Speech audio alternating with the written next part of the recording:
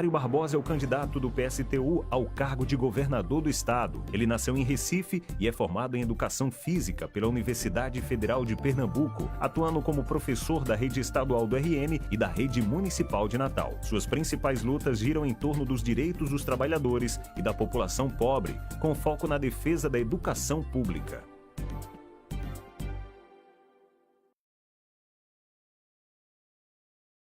Olá Natal, olá Rio Grande do Norte, boa noite aos internautas, boa noite aos ouvintes da 96 FM, nossos telespectadores acompanhando mais uma edição da Sabatina no Minuto 96 FM com os candidatos ao governo do estado. Hoje o nosso convidado é o professor Dário Barbosa, do PSTU, ele que é candidato ao governo. Na nossa Sabatina hoje vamos contar com a presença dos jornalistas Enio Cinedino, diretor da 96 FM, e Marcos Alexandre, repórter político, nosso colaborador também no Jornal 96, na resenha do Jornal 96. Queria desejar a todos um bom programa. E nesse início do programa, Dário Barbosa terá 2 minutos para fazer uma breve apresentação. Boa noite, Dário. Boa noite, Diógenes. Boa noite, Cinedino. Boa noite, Alexandre. Boa noite a todos. Na verdade, nós estamos apresentando a nossa candidatura a governo de estado porque nós entendemos que estamos apresentando um conjunto de propostas para mudar esse estado. Nós já observamos, e a população em geral já observou, principalmente a população mais pobre, os trabalhadores, que os governos anteriores, as velhas oligarquias que dirigem esse estado há muito tempo, e outros mais novos que se associaram a essas oligarquias, não conseguiram resolver os problemas de saúde, de educação, de segurança, de emprego, de cultura, lazer e esporte para a juventude. Então, a nossa candidatura tem esse objetivo. Nós apresentamos também, no cenário nacional, apresentamos a candidata a presidente Vera Lúcia, uma operária, mas que conhece esse país há muito tempo, conhece esse país e os problemas econômicos, sociais e políticos. E nós estamos apresentando, então, essas candidaturas com o intuito de fazer o debate, mas ao mesmo tempo levar a população a entender, compreender, dentro das propostas que nós estamos apresentando, que esse estado pode ser transformado e esse país também, desde que tenha a participação da classe trabalhadora, da população pobre. Professor Dário, o senhor tem falado muito em rebelião durante o processo eleitoral. Que rebelião é esta? Explica pra gente. Nós estamos propondo uma rebelião da classe trabalhadora. Nós estamos propondo uma rebelião da população pobre que precisa dos investimentos, dos impostos que pagam, porque os trabalhadores pagam muito imposto alto, e não recebem nada de volta. Então nós queremos que esses setores façam uma rebelião, não aceitem o que já vem ocorrendo nesse país e nesse estado há muito tempo, que as grandes oligarquias, que os ricos, grandes empresários, eles simplesmente se apoderam da riqueza que nós construímos e dirigem as nossas vidas. Nós queremos, se nós somos capazes de produzir, de construir um edifício de 150 andares, nós somos capazes de construir um trem com 10, 15, 20 vagões, nós somos capazes de produzir alimento no campo, construir na cidade, se nós somos capazes de construir na ciência, na tecnologia, então por que nós não somos capazes de governar esse país? Nós queremos fazer uma rebelião, significa dizer que uma rebelião que culmine com uma revolução nesse país, que nós não acreditamos mais que o Congresso Nacional, o Poder Judiciário, que o Poder Executivo, da forma como se governa, isso resolve o nosso problema, resolve o problema dos ricos. Nós queremos que os de baixo se organizem, façam essa grande rebelião, mobilização, para tirar os de cima do poder e a gente assumir o poder. Quando o senhor fala nas instituições, isso não quer dizer também quebra do nosso regime democrático, do nosso sistema democrático, não. Olha, nós acreditamos que é possível construir uma sociedade que o judiciário não funcione dessa forma. Nós acreditamos que tem forma de você estar representado, eleger os seus representantes, sem necessariamente você eleger da forma como nós elegemos. De 513 parlamentares, mais de 250, mais da metade, estão respondendo processo na justiça por improbidade administrativa, por corrupção, por toda forma de crime. Então, aquela casa ali, aquela representação, que eles são eleitos com dinheiro de empresa, de corrupção, aquilo não tem nada de democrático. Aquilo ali é o poder econômico que compra o voto da maioria da população nos bairros, aproveitando a necessidade das pessoas e depois dizem que estão representando o povo. Só para ter uma ideia, o que diz a Constituição? Que os senadores representam o Estado, os estados, e os deputados federais representam o povo. Mas se nós e o povo, principalmente o povo, pobres trabalhadores, forem representados por aqueles parlamentares, eles vivem na vida dessa porque nós ainda não fizemos uma rebelião. Para haver qualquer mudança, precisa passar por uma mudança constitucional. Tem que ter uma mudança, não necessariamente, porque pode até ser. Agora eu lhe pergunto, as grandes mobilizações que nós fazemos, quando nós, vou dar um exemplo, ano passado em 2017, a reforma da Previdência não foi aprovada por aquele Congresso de maioria corrupta, porque os trabalhadores, as donas de casas, a juventude, os trabalhadores, os mais velhos aposentados foram às ruas dizer: nós não queremos essa reforma da Previdência, nós queremos manter os nossos direitos, já são poucos na atual Previdência. Então, se não fossem aquelas mobilizações, que foi uma rebelião ainda pequena, tinha sido aprovado no Congresso Nacional. Então, esse método de luta é que determina e define qual tipo de parlamentar, de representante, qual tipo de instituição nós vamos ter. Então, com esse movimento é possível fazer ou ter instituições verdadeiramente democráticas, porque o Congresso Nacional, vou dar um exemplo, fez uma reforma eleitoral.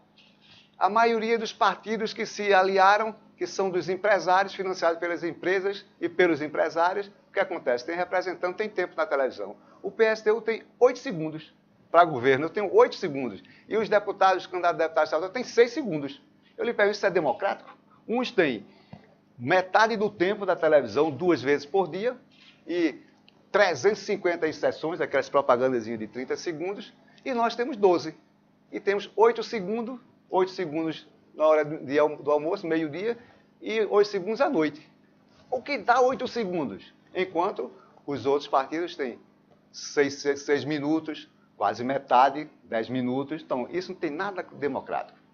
Professor Dário, quando o senhor prega essa rebelião no seu programa, isso não pode ser confundido pelos eleitores como um incentivo à violência? Não é incentivo à violência. O que nós estamos incentivando que as pessoas não fiquem paradas esperando. Se rebelem contra quê? Se rebelem contra a situação econômica, a situação política que nós encontramos. Vou dar um exemplo aqui. Nós queremos que a população, principalmente os trabalhadores, a população pobre, que precisam de saúde, segurança e educação, eles se rebelem contra o sistema financeiro, que é protegido, os bancos são protegidos pelos deputados federais, pelos senadores, pelo Poder Executivo, pela União. Vou dar um exemplo aqui.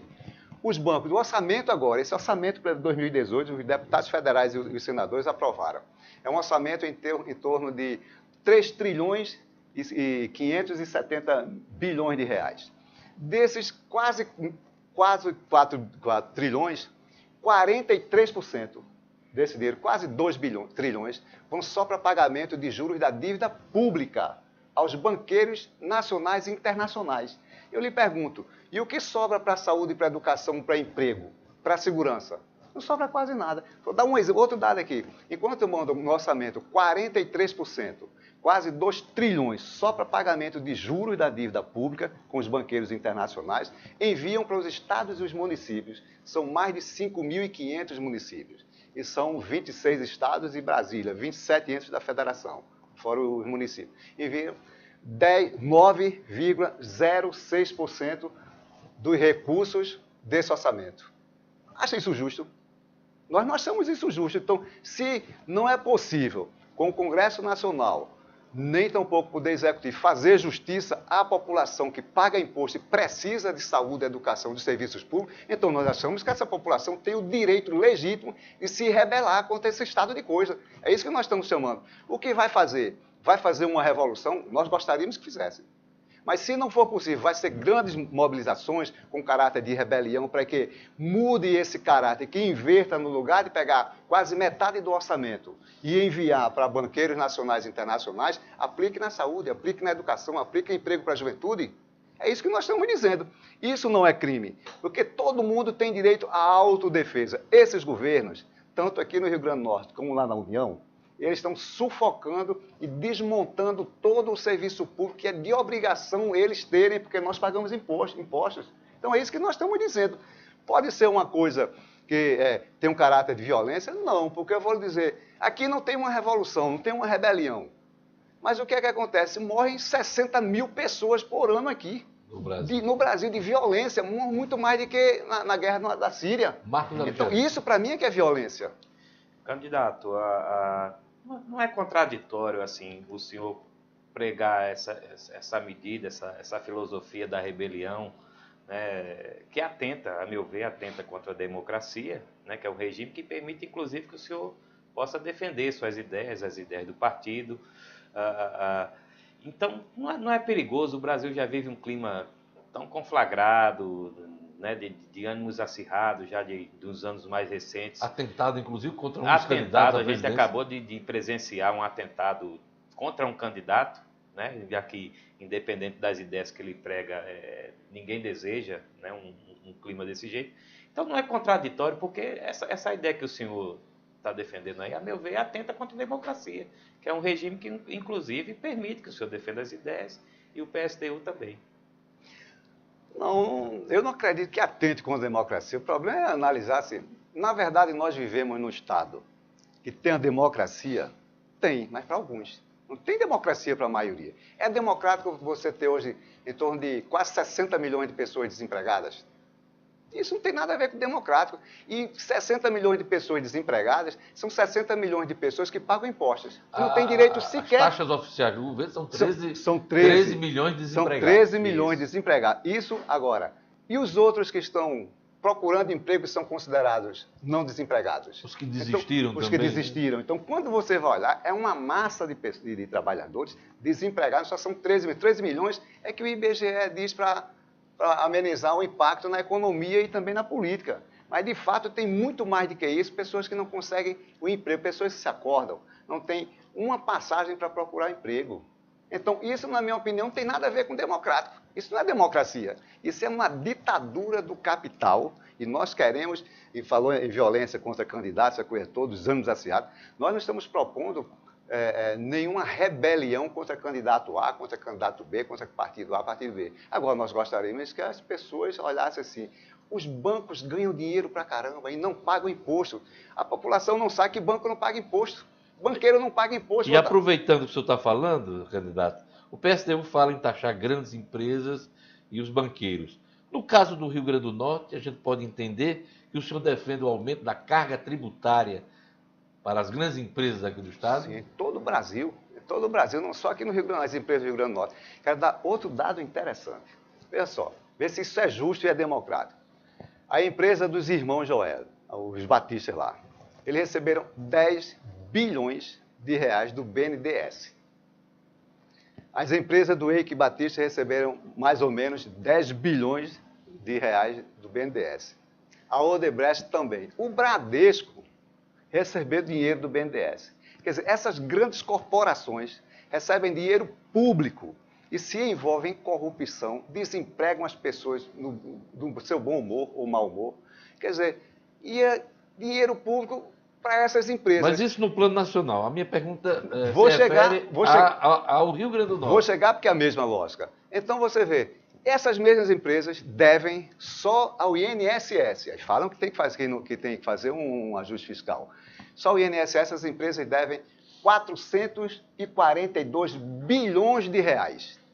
Essas empresas que recebem dinheiro público e não pagam. Estou falando só de INSS, porque eu vou dar um exemplo. A JBS, eles devem quase 4 bilhões de reais só de INSS. O Bradesco deve quase 4 bilhões. Aí você vai pegando a lista, vai vendo só de bilhões ao INSS. Recebem dinheiro público, recebem tudo do poder público. E ainda ficam devendo. Então, o Estado, a União, é uma mãe para os grandes empresários, para o sistema financeiro. Aqui é da mesma forma. Vou dar um exemplo aqui. Aqui tem uma dívida, empresas e empresários, uma dívida antiga, de 7 bilhões de reais. Você acha que um Estado como o nosso, com tanta carência, pode se dar o luxo de ficar com 7 bilhões...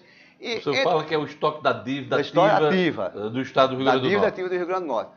Entra governador, vou citar aqui, se for citar lá atrás, desde os governadores da ditadura, indicados pela ditadura militar, depois vieram das oligarquias, depois das oligarquias, depois seus afilhados, depois Robson, depois Rosalvo. Ninguém cobrou nada. Ninguém sabe, não entram na justiça, a dívida vai envelhecendo, o Estado precisando... Tem e eles crédito podre nessa história. Tem muito, mas não são todos. Mas se tivessem cobrado lá atrás, não tinha nenhum podre, todos já tinham entrado, um único centavo tinha entrado nos cofres do Estado. Para quê? Para investir nisso que hoje a gente está dizendo que não tem como investir. Outro elemento que eu gosto de dar, um exemplo. Como é que um Estado desse pode, todo ano, mandar quase R$1 bilhão para a União pagar juros da dívida pública? Um que precisa de segurança pública, precisa de educação, precisa fazer concurso, precisa de tudo. Então, na verdade, não tem um rombo no orçamento, nem aqui e nem da União. Tem um roubo do orçamento. Mas isso pode ser entendido como quebra de contrato, né? Se os governos devem aos bancos, ao sistema, ao mercado financeiro, ele foi pegar dinheiro, assinou contrato. O senhor defende quebra de contrato? Não. Primeiro, olha assim, primeiro tem que saber se teve ou não o contrato. Eu lhe pergunto, tem cabimento você pagar, feito agora, nós vamos pagar quase 2 trilhões, né, do orçamento para juros de dívida pública, e não ter nenhum acordo desse, nenhum contrato desse, ser para a saúde, para a educação. Historicamente, desde a ditadura militar, os empréstimos que foram feitos, que somam hoje nessa dívida que o Brasil tem, não teve nada a ver com saúde, com educação, com moradia, com reforma agrária, com seguro, não teve nada a ver. Era coisa de título. Vou dar um exemplo aqui, são 15 empresas, 15 bancos, inclusive Banco Itaú, inclusive Bradesco. O que o governo faz, esse governo mãezona? O governo faz o seguinte, ele pega um bom percentual, pega títulos da dívida pública, chama essas 15 instituições financeiras, muitos fundos de investimento dos Estados Unidos e da Europa, aí chegam, oferece para vender títulos do Tesouro. Aí diz, se reúne, as 15 se reúnem e dizem, nós não queremos, o governo oferece a taxa Selic, 6,5%. Aí os bancos, esse conglomerado dos 15, aí dizem assim, esses juros estão muito baixos, a gente não quer comprar. Aí o governo, o que faz? Aumenta mais 4% a 6%, acima da taxa Selic. Aí eles compram todos os títulos do Tesouro. Aí o que eles fazem? O governo tem que ficar remunerando, e a dívida vai aumentando. Agora eu lhe pergunto, isso quantos centavos entram para a saúde? Quanto para a educação? Quanto para o emprego? Quanto para a juventude? Quantos centavos desse entram para você fazer um complexo, espalhar nesse estado e nesse país, complexos equipamentos de esporte, de cultura, lazer, que a juventude tem acesso, de escolas que eu passo o dia todo lá com ensino profissionalizante? Nenhum. É só para pagamento de juros de dívida pública. Então isso é uma roubalheira, o nome tem que dar isso, roubalheira. Candidato, a questão da segurança pública é uma das principais demandas hoje do Estado. O senhor defende, no seu programa, o senhor defende o investimento em educação para resolver o problema. Mas isso seria um investimento a médio e a longo prazo, né? Como é que o senhor pretende resolver esse problema tão atual de forma mais imediata? Antes da resposta de Ana, só para registrar a opinião do Ronaldo Lamas, nosso internauta, que está acompanhando a sabatina, aquele ponto que a gente estava falando sobre a rebelião e tal, ele pergunta, isso excitar a guerra civil, dentro da linha do que foi perguntado aqui, o senhor já explicou, claro, que a ideia não é essa. Mas, respondendo à questão de Enio. Enio, assim, para nós não tem, na questão de segurança pública, educação, na segurança, você falou na segurança. Quem falar que tem questão para resolver a segurança de forma imediata, está inventando, está mentindo. Por quê? Porque a violência é um processo justamente do afastamento do Estado, do poder público, das suas obrigações. Então, evidentemente, se você tem uma juventude que não tem educação, que não tem saúde, não tem esporte, lazer e cultura, ela vai fazer o quê? Ela vai ter que ocupar o tempo dele. Se o Estado não ocupa com suas políticas públicas, com o investimento, evidentemente, outros setores, agora a gente está vendo que é o crime organizado ocupando, dando emprego à juventude. É um emprego terrível, mas está dando emprego para a juventude. O senhor fala as facções, as facções, né? Estão dando emprego, estão dando ocupação para a juventude. Coisa que quem é que deveria fazer? Era o Estado. Então, para resolver isso, nós defendemos o quê? Tem que ter um investimento pesado no local de moradia, local de estudo e onde a pessoa precisa de saúde. Primeiro tem que fazer isso, porque a política tem que ser, não é primeiro a polícia, a repressão. Primeiro tem que fazer a assistência. É você dar a assistência porque se paga imposto, as pessoas precisam. Por quê? Porque se você primeiro chega à saúde, chega à educação, chega ao esporte, chega ao lazer, chega ao emprego, por último chega a polícia. Mas o que é que se quer hoje para resolver de forma imediata? Bota logo a polícia. Nós estamos errado isso. Essa não é a política correta. Nós vivemos uma crise, quer dizer, as pessoas estão sentindo insegurança. Elas vão esperar um processo educacional, de atendimento às comunidades. Isso é de médio e longo prazo. Como resolver o imediato? Então, o imediato. O que é que se pode fazer de forma imediata? Acatar todas as reivindicações do SIMPOL, do Sindicato da Polícia Civil, das associações da Polícia Militar, abraçar para ser imediato. O que é que eles estão reivindicando imediatamente? Eles estão reivindicando respeito, dignidade e pagamento dos seus salários e as suas promoções. Estão reivindicando investimento em tecnologia. Estão reivindicando treinamento. Estão reivindicando concurso público, porque o número é muito pequeno para dar conta da demanda que existe. E estão reivindicando também concurso e o treinamento, além das condições de trabalho sendo favoráveis. Na nossa opinião, isso de maneira imediata, eu acho que é o que pode ser feito com investimento. Agora, tem que tirar o dinheiro dos cofres. Então, imediatamente, eu acho que isso pode fazer a curto prazo. Onde está o dinheiro para esses recursos? E combinando com isso, então, você vai fazendo essas ações que eu falei, de saúde, educação, essa coisa toda. Mas, imediatamente, se o governo abraçar essas reivindicações imediatas dos operadores de segurança pública, na nossa opinião, já tem um passo à frente, né? Então, não vou dizer que resolve tudo, mas já adianta muita coisa. E de onde vem esse dinheiro? Esse é o problema que os outros candidatos não dizem, porque não querem se chocar com o presidente da República, esse que está saindo e o que virá. Por quê? Porque diz assim, ninguém mexe ou comenta sobre dívida pública. O problema é que o rombo no orçamento está na dívida pública, em pagamento de juros a banqueiros e as grandes empresas. Então, na visão do PSTU, nossa principal mazela, nosso principal problema é o problema da dívida pública. É a dívida pública combinada, evidentemente, com a corrupção que leva a turbilhões de dinheiro. Então, acho que tem que combater essas coisas. Então, de onde vem? Mas imediatamente aqui, se fôssemos, nós vamos abraçar essas reivindicações dos operadores de segurança pública. Primeiro, nós temos algumas fontes de despesas que são dadas para o setor do Rio. Arena das Dunas. A Arena das Dunas é um escândalo. Como foi o escândalo lá no Rio de Janeiro, aqui é da mesma forma, aqui só num tamanho menor, né? Mas veja só, tem cabimento você pagar por ano, né, 150 milhões de reais a Arena das Dunas, e você pagar, o ano passado, foram 130 milhões em 11 meses para a Arena das Dunas e 6 milhões para o Valfredo Gugel. Então, agora eu pergunto, tem dinheiro? As pessoas dizem que não tem, mas tem, porque se tem 130 milhões para a Arena das Dunas, que do ponto de vista social, praticamente não serve para nada, e o Hospital Valfredo Gugel com 6 milhões, que 100% serve para a saúde pública, para o desempenho, papel social, então, é lógico que tem dinheiro. Ela pode ter pensado nisso na época que houve o convite para sediar a Copa. Foi, né? O que nós dissemos, o legado da Copa vai ser prejuízo, vai ser dívida, não vai ser maravilha, festa e alegria. Então, o que o senhor defende, no caso, seria, com relação à Arena das Dunas, seria uma quebra de contrato. Lógico, o Estado tomar aquilo para ele. Aliás, isso até o atual governador, ontem falava a respeito dessa questão, né, dos recursos destinados à Arena das Dunas que deveriam, esse contrato deveria ser quebrado. Deve ser quebrado, porque isso é uma excrescência. Isso não é um contrato, isso aí é um arrumado, né, que cada um levou um pedaço de grana. E outra coisa que eu quero levantar aqui é sobre...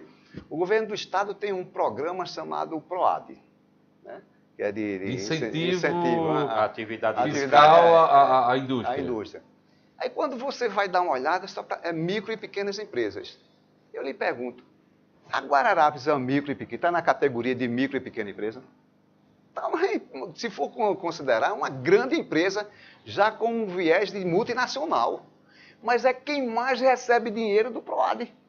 Tem cabimento uma coisa. Então, olha só para onde o dinheiro vai, sempre os amigos dos governos da iniciativa privada. em detrimento da maioria da população do Rio Grande do Norte. São quase 3,5 milhões de habitantes. Então tem que inverter, por isso que nós dizemos, tem dinheiro. E mais, e o próprio orçamento do Estado. Marcos Alexandre. Candidato, ainda nesse tema da segurança pública, eu gostaria de o senhor esclarecesse aqui para a gente, para os internautas, para os ouvintes, a sua proposta de unificação das polícias, né? O senhor tem essa proposta de extinguir a polícia militar e deixar só uma polícia civil, correto? Então, como é que vai funcionar isso e quais os efeitos que o senhor espera que essa sua proposta tenha, que impacto tenha na segurança pública, na melhoria da segurança? O que nós sabemos que a desmilitarização das polícias militares no Brasil não é uma matéria do governador do Estado, é matéria de Congresso Nacional. Federal. Nós sabemos disso. Agora eu lhe pergunto, mas os governadores não estão impedidos de começarem um debate nos seus estados, na sua população, sobre segurança pública. Nós estamos propondo que a população se envolva no debate sobre quais os caminhos e as melhores propostas para nós resolvermos esse problema de violência no Rio Grande do Norte. Como é que se faz? Fica lá o ministro de Segurança, lá em Brasília, ficam os delegados, ficam os coronéis, o secretário de Segurança e o governador. Então, discutir segurança está nesse âmbito. Mas o problema é que não é isso. O problema é que quem sofre a violência maior é quem está no trabalho, na escola, no bairro, no local de moradia. Então, nós queremos envolver a população. E o governador, qualquer governador pode começar no seu estado e dizer, esse modelo de segurança pública do Brasil e aqui no meu estado, que é parte do nacional, isso não dá mais resultado. Não está havendo resultado. Qual é a sua ideia? A nossa ideia é desmilitarização das polícias militares, formar uma polícia única, civil, que ela possa só entrar através de concurso público, que eles tenham uma carreira profissional e que eles tenham o direito de se organizar. Porque o que é a polícia militar na Constituição? Né? E também na legislação aqui no Estado? Ela é uma força auxiliar e de reserva das Forças Armadas. Ora, o que é um exército? O exército significa o quê? O princípio do exército é destruir o inimigo e preservar suas forças. Ou, quando está numa guerra, eliminar o inimigo. Eu lhe pergunto, você pode ter um sistema de segurança pública baseado nas Forças Armadas que sempre está vendo o inimigo? Eu lhe pergunto, no Rio de Janeiro, quem foi que disse que os moradores das favelas no Rio de Janeiro declararam guerra ao Exército Brasileiro? Quem foi que disse que as pessoas que moram na favela do Rio declararam guerra à Polícia Militar do Rio de Janeiro? Não declararam. Do mesmo jeito aqui nos bairros aqui que a violência impera. Nós que moramos na periferia, na Zona Norte, seja onde for, e em qualquer canto, nas 4 zonas, e em qualquer município desse do Rio Grande do Norte, nós não declaramos guerra a ninguém. Então, por que a gente vai ter que ter um sistema de segurança que o princípio... Nesse caso aí do Rio de Janeiro, do Exército, inclusive aqui no Rio Grande do Norte, houve convocação em pelo menos 3 ocasiões, é a garantia da lei e da ordem dentro do país, que é uma das atribuições do Exército Brasileiro. Professor Dário, o senhor, no seu programa de governo, inclusive, além da desmilitarização da polícia, o senhor também defende a dissolução da tropa de choque e da Força Nacional, não é isso? Uhum. Como é que vai se combater o crime, professor? Deixa eu dizer uma coisa assim. Primeiro, o Brasil, que eu conheço, só tem 2 países no mundo que tem polícia militar, que ela não é civil. Aqui tudo é mais atrasado, os governantes aqui, a elite brasileira, é tudo muito mais conservadora, mais reacionária do que em qualquer parte do mundo. Então ainda mantém essa estrutura. Mas não quer dizer que você tem que ter uma polícia e ter os seus departamentos. Agora eu lhe pergunto, se está correto que a polícia é estruturada dessa forma, para combater o crime organizado, com o choque, com isso, com aquilo, né? Eles dessem resultado, a violência não estava desse jeito. Agora eu lhe pergunto, onde é que está a eficiência do poder repressivo? Está nas lutas dos trabalhadores. Tem uma eficiência tremenda. Para você dispersar mobilização, para você dispersar greve, protestos. Então tem um efeito danado. Mas do ponto de vista de combater o crime organizado, não. Porque senão não estava na situação que está. Agora, para outros setores da população, tem. Por isso que nós achamos que essa estrutura tem que ser mudada, tem que ser unificada, tem que ser civil. Porque nós queremos uma polícia que seja mais perto, mais próxima da população, que a população se sinta parte, amigo, parceiro. Nós não queremos uma polícia que a população não quer se aproximar. O senhor me dá a oportunidade de fazer uma pergunta aqui importante. A máquina do Estado é essencial em setores como segurança, saúde e educação. Como o senhor vai enfrentar as greves em eventual governo do PSTU, principalmente nessas áreas essenciais? A ideia nossa, primeiro, é governar com esses movimentos, não só com o movimento sindical, mas com os movimentos sociais. Tá, mas nenhum governo escapa de greve. Não, lógico, mas nós o processo nosso vai ser de negociação, porque os governos sabem que governar significa, qualquer partido, qualquer governança, governar tanto uma iniciativa privada, mas principalmente serviço público, é você estar todo dia administrando conflito. E nós sabemos disso, pela experiência que nós temos. Então, o que é que nós vamos fazer? Veja só, o governo sabe que todo ano as categorias vão reivindicar o seu reajuste, no mínimo pela inflação. Eu lhe pergunto, não tem nos orçamentos do governo nada que tenha a ver com o reajuste das categorias. Mas eles sabem que a Assembleia Legislativa, todas as categorias têm planos de carreira, previsão de ascensão na carreira. Então, isso requer algum recurso. E também tem o reajuste, tem os acordos que são feitos, inclusive, com os sindicatos e os governos, com as secretarias. Então, tudo isso deveria estar previsto no orçamento do ano seguinte ou do ano em que O bolo vai dar para todo mundo na hora de cortar as fatias? Aí é que está a questão. Por que é que não dá? Porque o bolo é sempre para uma minoria. O bolo tem 50 fatias, 49 fatias vão para uma minoria e uma para um contingente enorme de pessoas. Então, se você pega inverter essa lógica, que o orçamento, a prioridade é para a maioria, quem precisa do poder público, ou seja, das políticas públicas, eu acho que dá.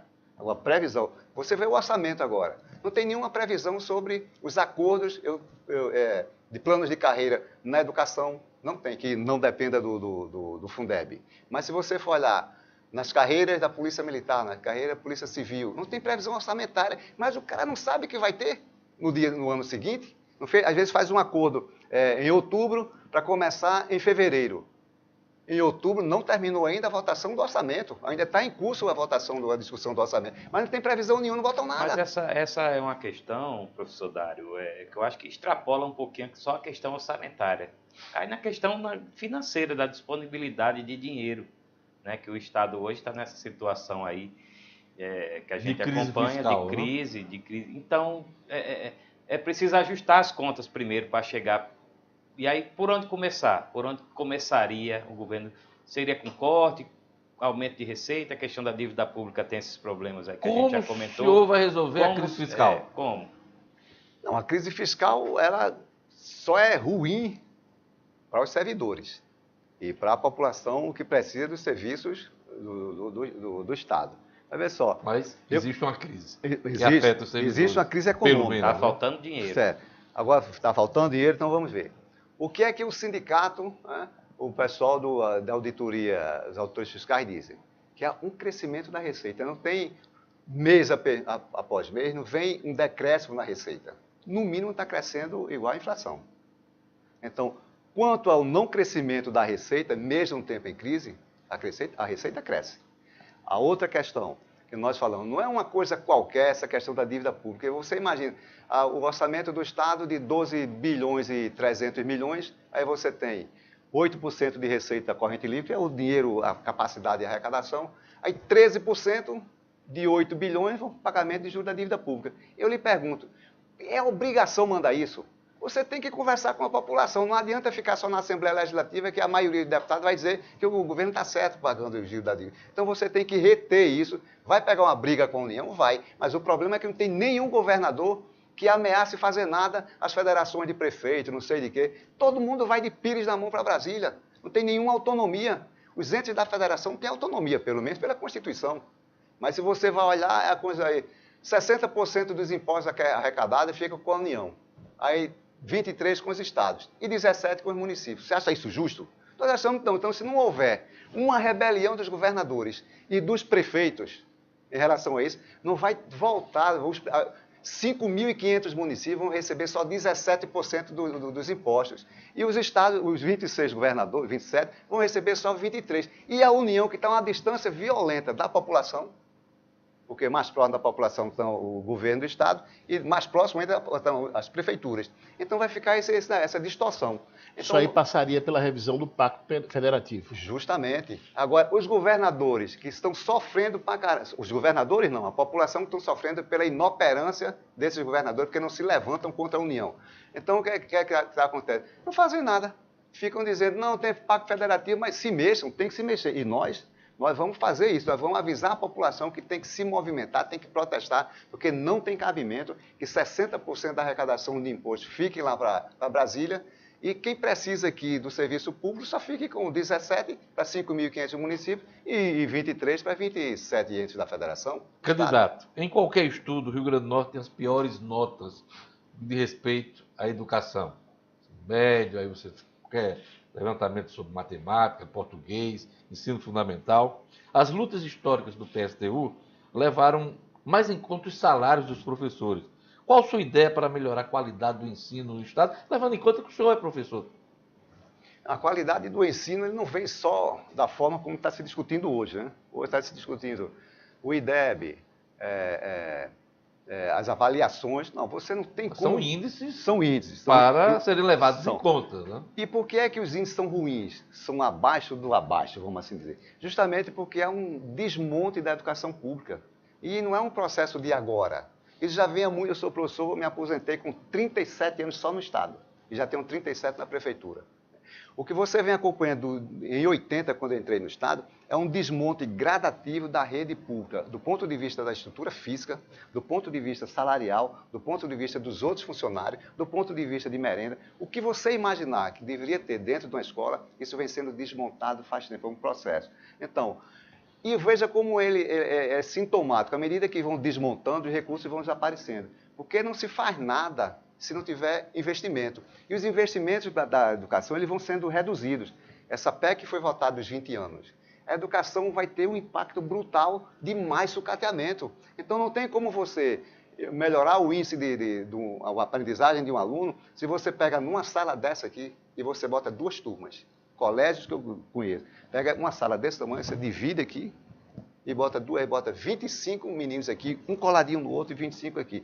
Um professor em pé. Olha, eu lhe pergunto, esse sucateamento, essa desestruturação dessa estrutura física e de tudo que você imagina na educação, interfere diretamente na pedagogia, na metodologia, no conhecimento, na motivação do profissional, do professor, mas mais ainda na motivação do aluno. Então isso deixa um aluno, olha assim para um amigo dele, numa escola que passa na televisão, que ele nunca vai ter acesso, que ele olha para a escola dele, um imprensado danado que só tem uma porta, para todo mundo sair bem apertadinho. Quer dizer, os índices são baixíssimos porque são provocados pelo descaso e pelo desmonte que esses governos vêm fazendo há muito tempo. O que fazer? O que fazer é levar isso a sério.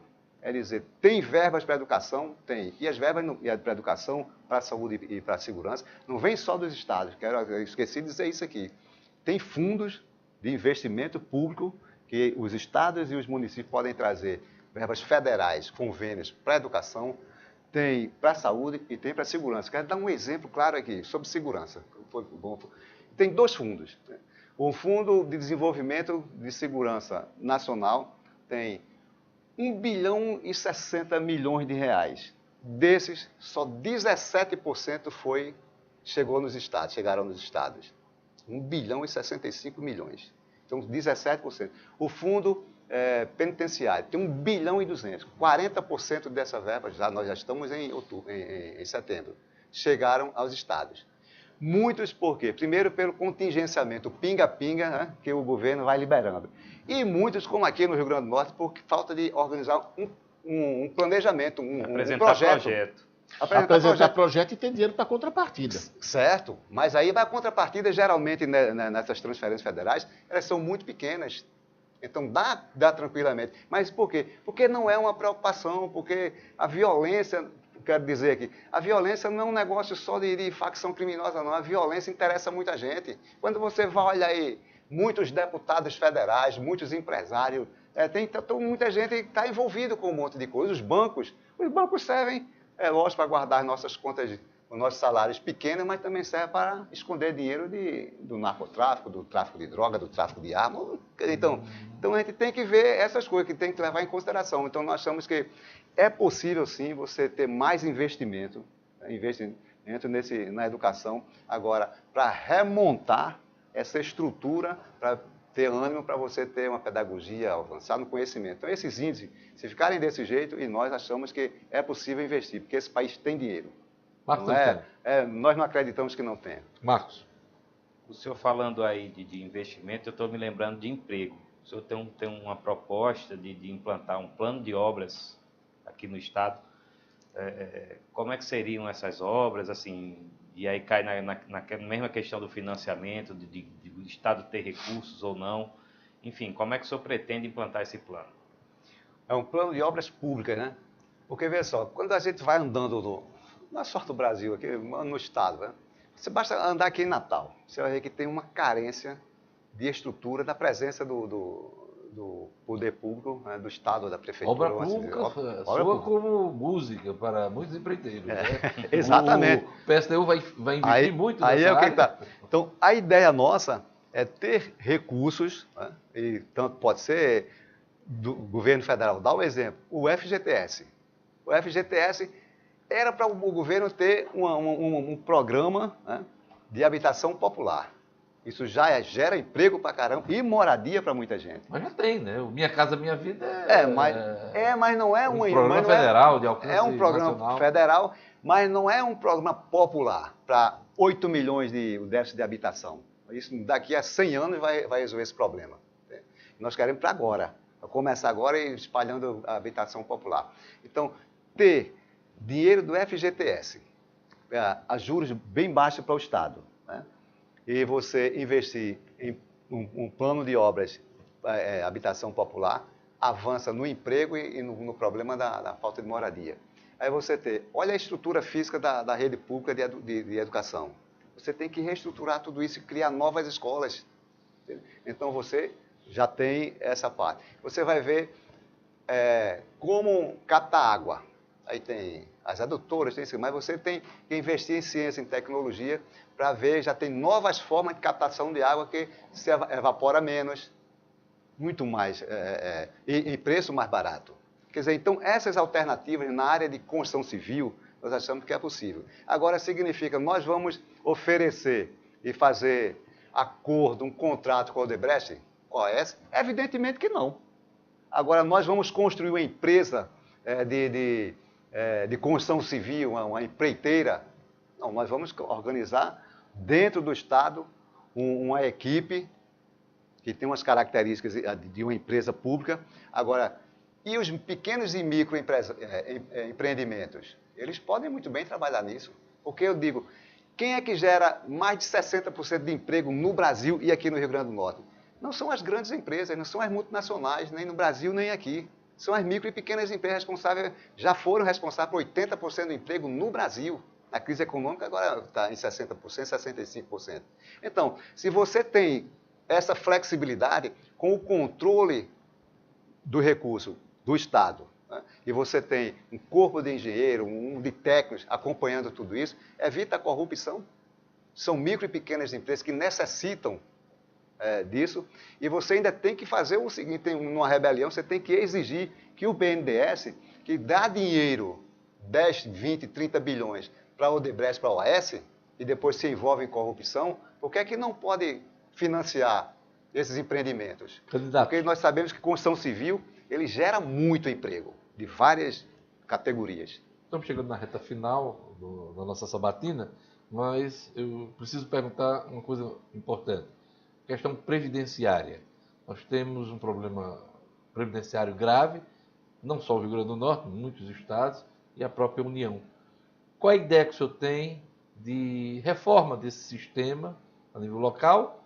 Ou o senhor pretende aguardar uma discussão nacional, uma definição nacional para implantar mudanças aqui? Qual a ideia que o senhor tem de uma reforma previdenciária? O primeiro objetivo nosso é devolver ao IPE, ao IPERN, aquilo que os governadores tiraram de lá. Lá tinha mais de R$1 bilhão. hoje tem um pouco mais de 200 milhões de reais. Nem isso, né? Nem isso. Tem né? autorização para sacar. Exatamente. Se não nem foi isso. sacado. Então veja o que fizeram com esse dinheiro. Então, primeiro a devolução. Vai ser imediatamente, não, mas vai ter que se repor, porque gerações e gerações virão e vão precisar desse dinheiro. E não vão ter, não vai sair da folha dos ativos, não.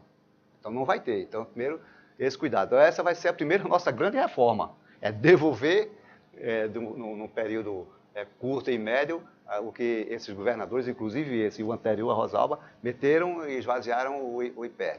A segunda questão, e falam muito tem mais aposentado do que pessoas nativas no serviço público, então o IPR está falido. Olha só, você não faz concurso e aumenta o número de contratação terceirizada no Estado. A gente sabe que tem muito de gente aqui, político aqui nesse Estado, que tem empresas de terceirização. Então, se você precisa de contribuinte, de contribuição para o IPE, como é que você contrata de forma terceirizada, que vai para o regime, o INSS? Então, é uma política deliberada para esvaziar o IPE. Então, não é que não tenha recursos, tem recursos, porque não contratam tanta gente no terceirizado. Vou dar um exemplo aqui para vocês. Um trabalhador terceirizado que não ganha esse valor, ele custa, para os cofres do Estado, R$ 2.934,35 reais. Quando você vai ver um funcionário que entra no Estado, sem ser um técnico, nível superior, essa coisa toda, um trabalhador, nível médio, ele está ganhando o salário mínimo. Mas R$ 1.000. a saída também não passaria por uma diminuição da máquina do Estado? Porque por essa ideia que o senhor está defendendo, seria contratar mais, ter mais concurso, ou seja, ter mais funcionários. E hoje já há um descumprimento da lei de responsabilidade fiscal. Exatamente. Né? Como é que fecharia aí essa equação? O que é que eles dizem? Está no limite prudencial da lei de responsabilidade fiscal. Acima do limite. Está acima, mas veja só. Mas não aparece quanto é que o Estado gasta com terceirização. Não aparece. E tem muitas empresas terceirizadas ganhando. Pô, se você tem, imagina, 2.963 é o valor correto. Né? Aí você tem uma empresa que tem 1.000, que tem 2.000 pessoas. Quer dizer, o Estado não tem capacidade de pagar por um servidor quase R$3.000? Não, mas minha questão é a seguinte, não seria o caso de diminuir a máquina do Estado, porque para absorver mais aí seria vai aumentar o custo também. Contratar, porque não tem capacidade de contratar terceirizado, porque não tem capacidade de contratar concursado. Né? E nos concursados aparecem lá, de fato, no portal da transparência. E esses não aparecem, nem os deputados, muitos deputados aqui não sabem quanto é que significa esse negócio de terceirização. Mas aparece lá como no limite prudencial. A outra coisa que é importante colocar que é o seguinte, Alexandre, não é a realidade que o Brasil tem muito servidor público. O Brasil tem, em relação à população, são 208 milhões de habitantes agora. Ele tem em torno de 4% de servidor público, 4% em relação à sua população. Vou dar um exemplo dos Estados Unidos. Tem 300 milhões de habitantes, né? Estados Unidos. Então, mas você vê, eles têm 16%. É o número de servidor público em relação à sua população. A maioria dos países da Europa estão acima de 10, de 15, chegam a ter, alguns países, 28% em relação à sua população. Então, quer dizer, desde antigamente que dizem que o Brasil é um elefante assim assado, pesadão, ao contrário, o Brasil tem pouco servidor público e tem uma população enorme precisando de serviço público. Então você não pode reduzir, você tem que aumentar, a população aumenta, então tem que aumentar o número de servidor. Nosso tempo, infelizmente, está acabando e eu tenho uma última questão. O PSTU foi formado de um grupo que fez parte do Partido dos Trabalhadores.